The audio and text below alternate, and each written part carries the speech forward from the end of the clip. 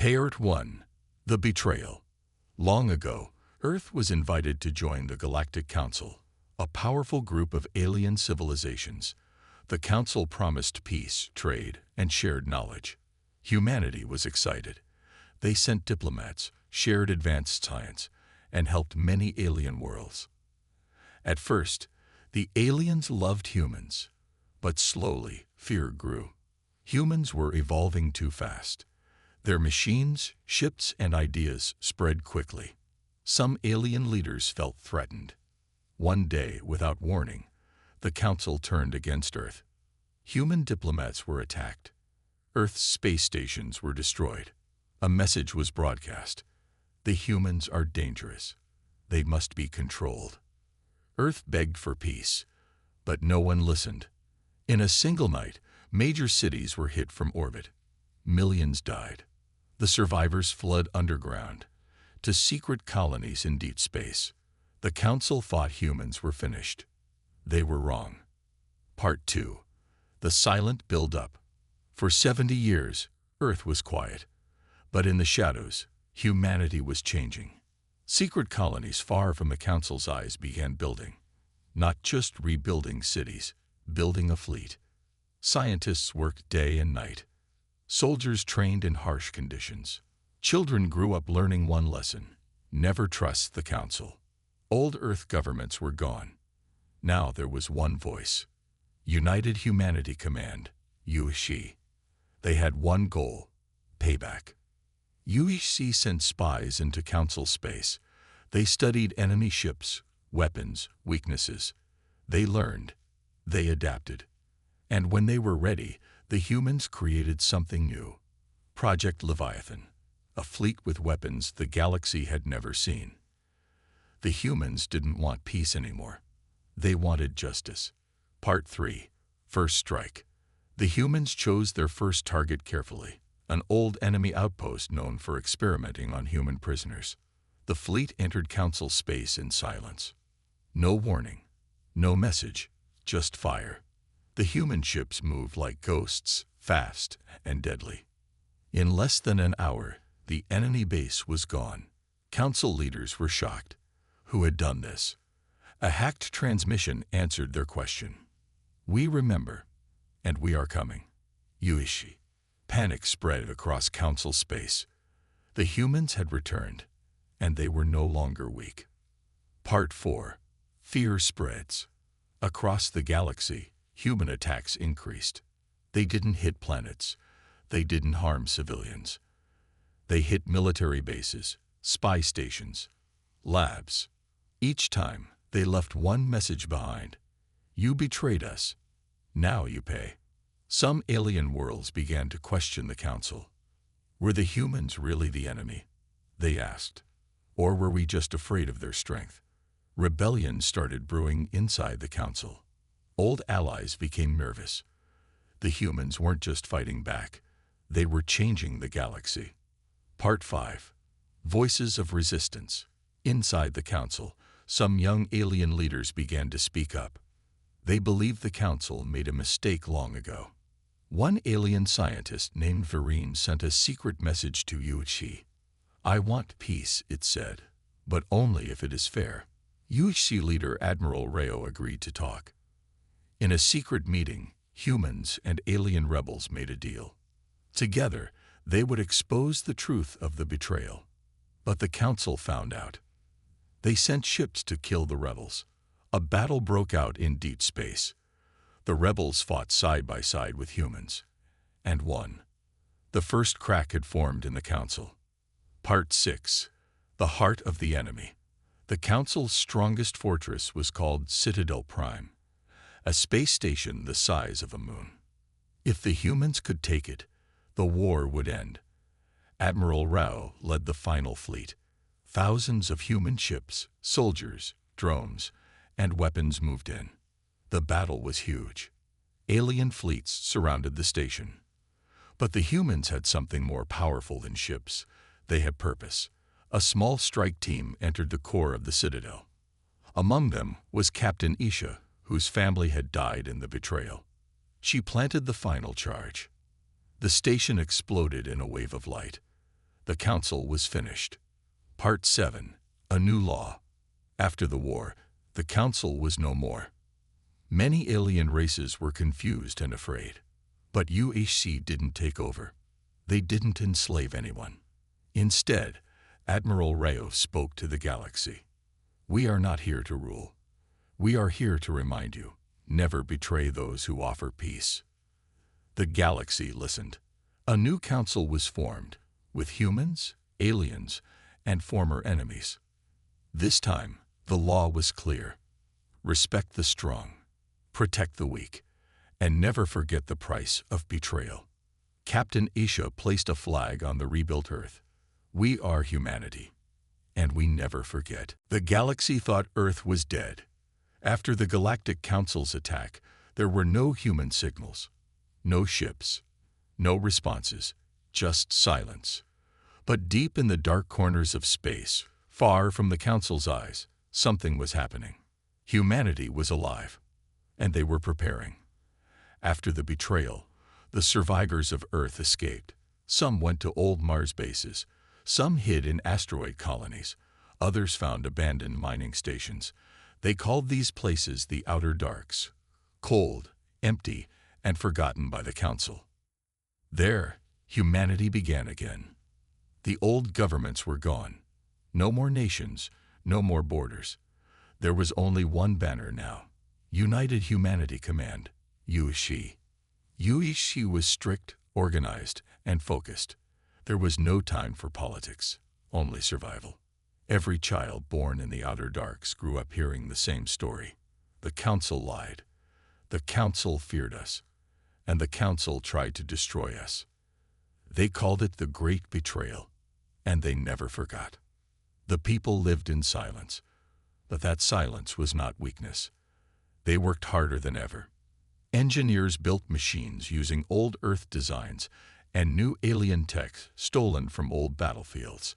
They created ships that could fly without being seen, weapons that could melt through armor, shields that absorbed energy and sent it back.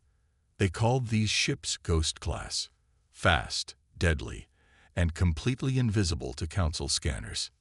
Meanwhile, UHC soldiers trained day and night. They wore black armor, carried plasma blades, and learned how to fight in zero gravity. They didn't train to defend. They trained to strike. One of the best soldiers was a young captain named HFY. Her family had died during the Council's orbital attack on New Delhi. She never smiled. She never rested. She lived for one purpose: revenge. Admiral Rao, the leader of UHC, watched all this from his command station, hidden inside a hollowed-out moon. He was once a scientist. Now he was the most feared man in the shadows of the galaxy. He stood in front of a giant screen, showing hundreds of ships being built. "We're not just surviving," he said quietly. "We're becoming something greater." The Council, busy ruling over the galaxy, didn't notice. They believed the humans were gone forever. They fought other wars, collected more taxes, and ignored the whispers of rebellion. But some alien traders began to speak in secret. "I saw something," one said in a smoky bar. "A black ship, faster than anything I've seen." Another spoke in a low voice. "They say the humans are alive, building weapons in the dark." The Council dismissed these as rumors. They didn't realize the truth until it was too late. Because while the galaxy slept, the humans had a secret plan. They called it Project Leviathan. Project Leviathan was more than a fleet. It was an idea, a promise. It was built in a deep space forge called Iron Nest, hidden inside a dying star. Only the top engineers and soldiers knew about it. The ships were massive. Each one carried thousands of drones, stealth fighters, and antimatter missiles. They were not designed for defense. They were designed for war. Isha stood on the bridge of the first Leviathan-class warship, called Vengeance. Her hand touched the cold steel rail. Lights blinked around her. "Is it ready?" she asked. "Yes, Captain," the tech officer replied. Leviathan 1 is armed. Shields at full. Crew standing by. She looked out the window. The stars were quiet. but she felt it in her bones. Soon, they would return. Back on the hidden moon, Admiral Rao addressed the High Command. "We waited 70 years, he said. We watched, we learned. Now we rise." He pointed to a glowing map.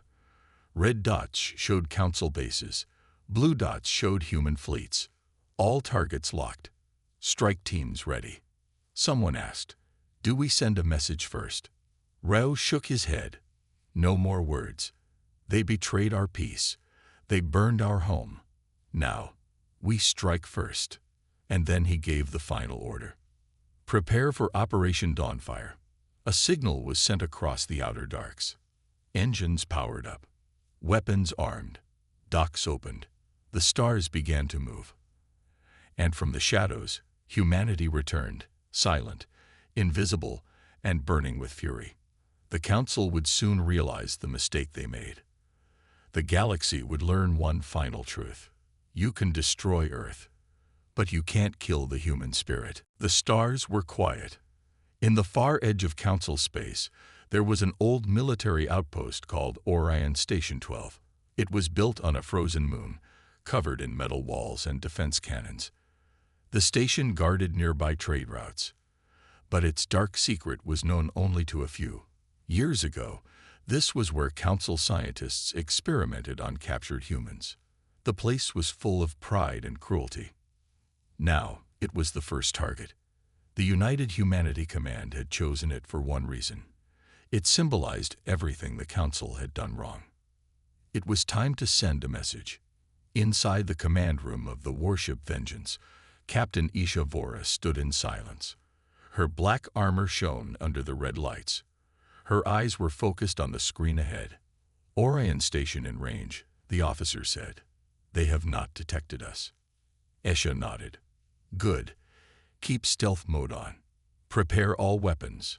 Behind her, Admiral Rao's voice came through the communicator. "This is it, Captain. First strike. No mistakes." Esha replied. "They'll never forget tonight." The Leviathan fleet floated like shadows near the moon. Invisible. Silent. Each ship was filled with drones, missiles, and trained soldiers. No one inside the station knew what was coming. At exactly 3:00 hours, the attack began. It started with silence. Then, explosions. One by one, the defense towers of Orion Station were destroyed by long-range stealth missiles. The alarms inside the station started screaming. But it was already too late. Laser blasts hit the side of the base, melting through armor like butter. Council officers ran, confused and panicked. "Who's attacking?" one shouted. Another yelled, "Where are they? We don't see anything." Then a hologram appeared in the control room. It showed a woman in black armor, Isha. Her voice was cold. "We remember, and we are here." The signal cut out. Moments later, human soldiers landed on the moon's surface. They moved like ghosts, fast, trained, silent. Every step was planned. Every room cleared with perfect precision. The battle lasted only 43 minutes. At the end, Orion Station was in flames. The Council had lost its first base, and for the first time in 70 years, the galaxy heard the name humans again.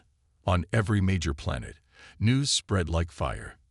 Alien traders, smugglers, and spies all passed the same message. The humans are back. At first, Council leaders didn't believe it. "Impossible," said High Chancellor Vrol. "Humans were destroyed. We made sure." But the truth hit hard when the survivors of Orion Station sent a final report. It included video footage of human warships, human soldiers, and a message burned into the station wall. "We never forgot." Panic spread. In Council war rooms, generals debated. What if this is just the start? What if they have more ships? What if they're stronger than before? One general said quietly, "They were always strong. We were just too blind to see it." Admiral Rao watched the chaos from his command ship far away. He smiled. Phase 1 of Operation Dawnfire was complete. They didn't want total war. Yet. They wanted fear. They wanted the Council to remember that humans were never weak. On the Leviathan ship Stormblade, a young pilot named Rico, just 19, had flown his first real battle. He sat in the hangar, shaking with emotion. "We did it," he whispered. "We hit back." An older soldier clapped him on the back. "And we're just getting started." Back on Vengeance, Captain Isha stood on the bridge. She didn't smile. She looked at the stars. "This was justice," she said, "but it's not enough." She opened a small photo from her armor. It was her family, smiling, before the attack on Earth. "They started this," she whispered. "We'll finish it." Yuichi's next move was already planned. More raids, more sabotage, more signals sent into Council networks. Every time a human ship struck, it left one symbol behind, a burning star, shaped like Earth's old flag. The galaxy watched. Some cheered, some feared, but all understood. The humans had returned, and this time, they were not asking for peace. They were here for payback. The stars were no longer calm. Since the fall of Orion Station, the galaxy had changed. The name human returned to every alien's mind. And this time, it brought fear. In marketplaces, people whispered. In bars, smugglers shared stories. In council halls, leaders panicked. No one knew where the humans were hiding. No one knew when they would strike again.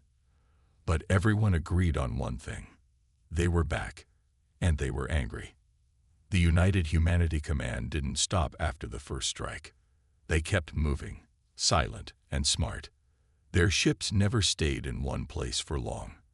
Their attacks were quick and deadly. One day, it was a weapons factory. The next, a spy station. Then a warship disappeared in deep space, never seen again. In every location, the same message was left behind, either burned into walls or sent through hacked networks. "We remember the betrayal. We are the storm you created." The Council's leaders were furious and scared. High Chancellor Vral stood in front of the Central Council. His skin was dark blue and cold like stone, but now he was sweating. "We cannot allow these humans to continue," he shouted. "They are a threat to galactic peace." An older alien leader replied, "It was your decision to destroy Earth, and now we face the consequences." Vral hit the table. "They attacked a council base. They kill without mercy." Another member asked quietly, "Do you think they forgot what we did to them?" The room went silent. Even those who once cheered Earth's destruction now felt doubt. Meanwhile, across the galaxy, many alien citizens began questioning the truth. News networks tried to show humans as evil, violent, dangerous monsters. But leaked footage from Orion Station showed something else. Human soldiers avoiding civilian areas. Only military targets destroyed. No unnecessary killing. Some alien students began to ask, why are they showing mercy? Others said, if they wanted, they could destroy everything. In quiet places, a new thought began to grow. Maybe the Council lied. In a small rebel world called Threxel, young aliens painted human symbols on walls. They said humans were not monsters. They were survivors. "They were betrayed," said a Threxel leader, "just like us." The Council didn't like this. They sent police ships to silence these voices. But the fire had already started. Back in the outer darks, Admiral Rao watched the galaxy react. He stood on the bridge of the command ship Titan's Will, surrounded by his officers. "They're scared," said one commander. "They should be," Rao replied. "But fear alone is not enough. We need the truth to spread." A young intel officer stepped forward. "Sir, we've hacked multiple council networks. We can send them the full footage from the day of the betrayal, Earth's destruction, the diplomatic attacks, everything." Rao nodded slowly. "Good. Let the galaxy see what really happened." At that moment, across council space, screens lit up. Videos played. They showed Earth burning. They showed humans begging for peace. They showed the Council's ships firing first. It was undeniable. Billions saw it. Billions remembered it. The Council tried to block the signal, but it was too late. On dozens of planets, protests began. People shouted in the streets, "Truth for Earth. Stop the lies. Make peace, not war." Inside the Council itself, cracks began to show. Some younger members demanded an emergency session. They wanted to talk to the humans, to end the war. But Vrall refused. "No," he yelled. "We crush them now, or we lose everything." Behind his back, other members whispered, "Perhaps it's time for new leadership." Elsewhere, on the human side, Captain HFY stood in her ship's war room. She watched the spread of protests and doubt with careful eyes. "We didn't expect this," she said to Admiral Rao. "We wanted fear, but now the truth is making them question everything." Rao replied, "That is our greatest weapon. Not ships, not guns, but truth." Esha looked out the window. Stars glowed like fireflies. "Should we give them a chance to surrender?" she asked. Rao was silent for a moment. Then he said, "Not yet. The Council still holds the core systems. They won't give up power so easily." Esha nodded. "Then we keep pushing." More raids were planned. More truth was released. And more fear spread. The humans were everywhere and nowhere at once. Some aliens now called them the Ghost Fleet. Others called them the Black Suns. But the name they feared most was simply Earthborn. Because Earth was supposed to be dead. Yet from its ashes, a storm had risen. A storm with memory. A storm with justice. And the galaxy was not ready for it. The galaxy was changing. Not with fire or war, but with words. After the human attacks and the truth broadcasts, people on many alien planets began to think differently. The Council said the humans were evil, but the humans didn't act like monsters. They didn't destroy cities. They didn't hurt the innocent. They hit only military targets and told the truth. Now, many aliens started asking questions. Why did we attack them first? Why did the Council lie to us? Are we the villains? In the city of Droxen Prime, a large alien capital, a small group of students met in secret. They came from different species, different families, but they had one thing in common. They no longer trusted the Galactic Council. The leader was a tall, green-scaled alien named Corax. He once believed in the Council. His father was a Council officer. But now, Corax wore a black scarf with a small human symbol on it. The old Earth flag, shaped like a burning star. "We've seen the truth," Corax said to the group. "The Council fears humanity not because they are dangerous, but because they are free." Another alien spoke. "Do you think the humans will help us?" Corax nodded. "Maybe, if we help them first." They called themselves the Free Worlds Movement. Their goal was clear: spread the truth and break the Council's control. At first, it was only words, graffiti on walls, messages sent through secret channels. But soon, they started doing more. Freeing political prisoners, crashing Council broadcasts, hacking ships to drop human truth videos on giant city screens. On the other side of the stars, Admiral Rao and Captain Isho watched this happen with quiet surprise. Inside the command room of the ship Vengeance, Aisha spoke to her team. "They're not afraid of us anymore," she said. "Some of them believe in us." A young officer, Rico, smiled. "They see us as hope now." Admiral Rao frowned, thinking deeply. "This changes things," he said. "We were building for war. Now, maybe we're building something more." "Like what?" Aisha asked. "Like a future," Rao replied. But they knew the Council wouldn't give up without a fight. High Chancellor Vrall had seen the protests. He had read the reports of rebellion. And now he was furious. "They dare turn against us," he roared in the Grand Hall. all because of humans. One of his generals, a cold-eyed alien named Turl, stepped forward. "We have a plan, Chancellor," he said. "We call it Operation Black Wall." Vral narrowed his eyes. "Explain." Turl continued. "We will shut down every open network, silence every voice, lock the systems. If they want darkness, we give it to them." "And the rebels?" Vral asked. Turl smiled. "We crush them." The Council sent thousands of patrol ships. They blocked all spaceports. They cut off food to protest planets. And on some worlds, they even fired on their own people. The galaxy watched in horror, and that horror turned to anger. On the planet Veltrin, where peaceful protests were attacked by Council troops, a young alien girl held her dead brother in her arms. Blood stained her tunic. She looked at the sky, and she whispered, "Earthborn, help us." That whisper spread like fire, and the humans heard it. Within hours, UHC stealth ships appeared above Veltrin. They weren't seen until the last moment. They didn't destroy buildings. They only targeted Council war machines. Human soldiers landed, gave food and medicine, and then disappeared back into the stars. It was fast, clean, powerful, and it gave the people hope. A new name began to rise in the galaxy: the Silent Guardians. That's what people now called the humans. To many, they were no longer enemies. They were protectors. Admiral Rao didn't smile. He was a careful man. He knew this moment was dangerous. "We are not saviors," he told his command team.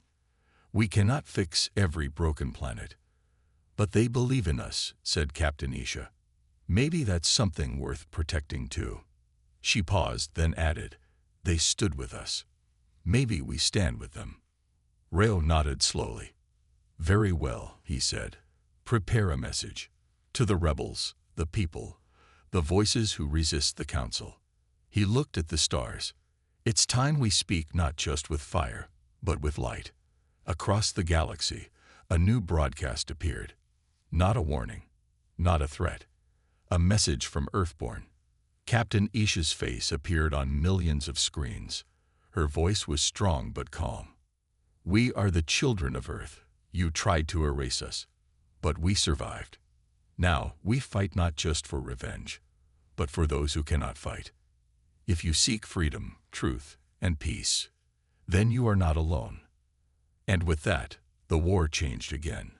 It was no longer just between the Council and the humans. It had become something bigger. A fight for the soul of the galaxy. The galaxy was on fire, but not from war. From truth, from hope, from rebellion. The Council's power was crumbling. More planets refused to obey their commands. Protests turned into resistance, and the name Earthborn was now a symbol of courage. But the Council was not finished.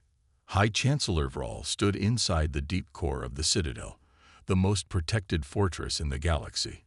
His dark eyes stared at the map of growing resistance, red lights flashing across half the galaxy. "We are losing control," said one of his advisors. Vral's voice was cold. "Then we take it back." Beside him, General Turl brought forward a secret file. "Project Oblivion," he said. Vral opened the file. It showed the design of a planet-killer weapon hidden deep in the Council's darkest records. A device built long ago during the old wars, but never used. It had the power to destroy a planet, not just burn its surface, but break it into pieces. Vral's eyes lit with cruel hope. "We warned the galaxy once," he said. "Now, we remind them what fear is." Turl hesitated, "But the people may turn against us even more." Vral slammed his fist on the table. "Let them fear us. Without fear, we are nothing." The Council activated Project Oblivion. It was hidden aboard a black ship, shaped like a claw, powered by ancient alien energy. No signal, no ID, just one mission: destroy Veltrin, the rebel planet where humans had recently helped. Meanwhile, on the UHC flagship Titan's Will, Admiral Rao received the news from a spy drone. He stared at the data with a heavy heart. "They're going to destroy Veltrin," he said. Captain Isha stood beside him. "But there are millions of innocent lives there. Children, elders, families. They don't care," Reo said. "They only want control." Rico, the young pilot, stepped forward. "We have to stop them." Esha nodded. "Then we intercept the ship." Reo turned to his fleet.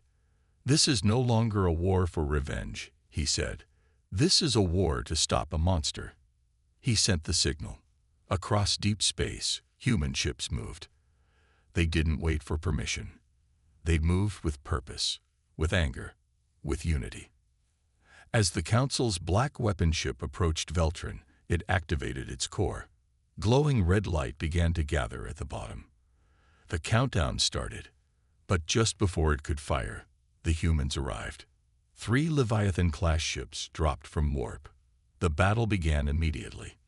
Laser beams filled space. Explosions lit up the sky.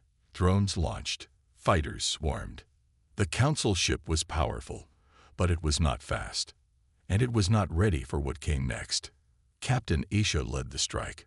She flew her own fighter, dancing between blasts, guiding her team toward the ship's weak points. "Hit the core," she shouted. "That's where the energy builds." The human fleet worked like one machine. While the Council fired wildly, the humans moved with skill.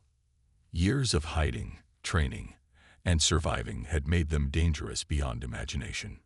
Inside the weapon ship, alarms blared. One Council commander shouted, "We are under attack." From who? The answer came from the screen. A human face, calm, strong. "You started this," Esha said. "We'll finish it." Her ship dove straight into danger, releasing a set of nanobombs. They flew like small stars, glowing blue, silent, precise. They reached the energy core. Boom! The core exploded inward. The weapon ship split into pieces, burning as it fell toward the surface of Veltrin. The people below cheered. They had been seconds from death, and Earthborn had saved them again. On the Council homeworld, Vral watched the live feed. His face turned pale. "They stopped Project Oblivion," a guard whispered. Vral's voice broke. "No, no, this cannot be." But it was. Word spread instantly. The Council tried to destroy a rebel planet. Humans stopped them, and people were watching. On hundreds of worlds, protests became uprisings. Some Council soldiers refused orders. Some ships turned away. Whole systems declared independence. The Council's grip was slipping fast. Back on Titan's will, Admiral Reo stood silent. Captain Isha turned to him. "We saved them. We saved Veltrin." Reo nodded. "But it's not over. Vral will not stop. He will burn the galaxy before he surrenders." "Then we stop him first," she said. He looked into her eyes. "Are you ready for that?" Esha thought of her family, of Earth, of everything they had lost, and what they had become. "Yes," she said. "Then we end this," Rao replied. "One final strike." The heart of the Council. The fleet began to move. The final battle was coming, not just for humans, but for every free being in the galaxy. The stars were quiet, but not for long. Humanity's fleet stood at the edge of the core zone, the center of the galaxy, where the Galactic Council citadel floated like a dark moon. The final stronghold, the last wall of power. Behind it, Chancellor Vral waited. Ahead of it, Earthborn approached. On board the human flagship Titan's Will, Admiral Reo looked at the glowing enemy on the main screen. The citadel was protected by hundreds of warships, powerful energy shields, and planet-sized defense satellites. Captain Isha Vora stood beside him. "This will be the biggest battle in human history," she said. Reo nodded. "Maybe the last." Esha looked calm, focused. She had grown stronger with every battle, with every injustice they faced. "Let's make it count," she said. Across the fleet, every human ship received one message. "We fight not for revenge, but for the future." All systems go. Strike when ready.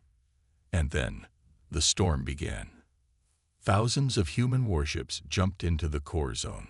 They came in waves, some fast, some cloaked, some heavy with firepower. The Council responded instantly. Massive battleships launched. Plasma cannons lit up the darkness. The sky turned into fire. But the humans had been fighting for survival for decades. They had learned. They had adapted. They were outnumbered, but not outmatched. Captain Aisha led the Vanguard fleet. Her fighter squad broke through the outer shield, striking weak points with precision bombs. Explosions echoed through space. Admiral Rao coordinated the assault, his voice steady and clear. Squad Delta, target their shield generator. Alpha Wing, distract the right flank. No mercy for the high command vessels. The Council tried everything. Hacking, missile barrages, decoy ships. But the humans kept coming. And then, something unexpected happened. Some Council ships stopped firing. Instead, they turned around and began fighting against their own side. The galaxy had changed. The truth had spread too far, and many soldiers now refused to fight for lies. A rebel fleet appeared from behind a nearby moon. Ships from Veltrin, Threxel, and other resistance worlds. They came flying human banners, their weapons hot. Aisha smiled when she saw them. They came, she whispered. Rao nodded. Now we fight together. Inside the citadel, Vral stood frozen. His generals shouted, but he ignored them. How? He whispered. How did they turn the galaxy against me? One of his aides cried, Chancellor, we must evacuate. But Vral's pride would not let him run. No, he hissed. Activate the failsafe. Destroy them all. Deep inside the citadel, a hidden core began to glow. It was a self-destruction system, meant to explode the entire citadel and take everything nearby with it. It would be a final act of madness. But someone had been waiting for this. Inside the citadel, hidden in shadows, a small team of human operatives had already infiltrated the base. Led by Lieutenant Arjun Cade, the team had one mission: stop the failsafe. They fought through dark corridors, avoiding guards and turrets. Arjun reached the core chamber. The countdown had begun. 5 minutes. Sweat dripped down his face. He connected his override device to the terminal. Red lights flashed. The system was fighting him. 4 minutes. Back outside, the battle raged on. Human and rebel ships pushed through the last line of Council defense. 3 minutes. Arjun typed fast. Sparks flew from the panel. The system resisted. Come on, he whispered. 2 minutes. Then, a beep. Access granted. He slammed the cancel button. Core shutdown complete. The screen turned green. Outside, Admiral Rao received the signal. The Citadel's self-destruction is disabled, said the comm officer. Our team succeeded. Rao allowed himself a rare smile. Finish this. Captain Aisha led the final charge. The Citadel's outer walls cracked. One last torpedo. Boom. The mighty Citadel shook and fell. Chancellor Vral stood alone in the command chamber as fire rained down. His empire had ended. Human dropships landed. Earthborn soldiers marched through smoke and ash, not as conquerors, but as witnesses of justice. And across the galaxy, celebrations began. Worlds that had been silent found their voices. Flags changed. Old statues fell, and a new message spread through every star system. The Council has fallen. The truth has won. Humanity is no longer alone. On Earth's rebuilt capital, New Terra Prime, leaders from many species gathered. Not for war. For peace. Captain Isha stood at the front, now wearing a diplomat's robe. Admiral Rao stood beside her. The new Galactic Assembly began. Not ruled by fear, but by choice. A young alien child walked up to Aisha. Are you a hero? The child asked. Aisha smiled gently. No, she said. I'm human. And that was enough. Because now, humanity was not feared for their strength. They were respected for their will. They had survived betrayal. They had ended the lies. And they had changed the galaxy forever.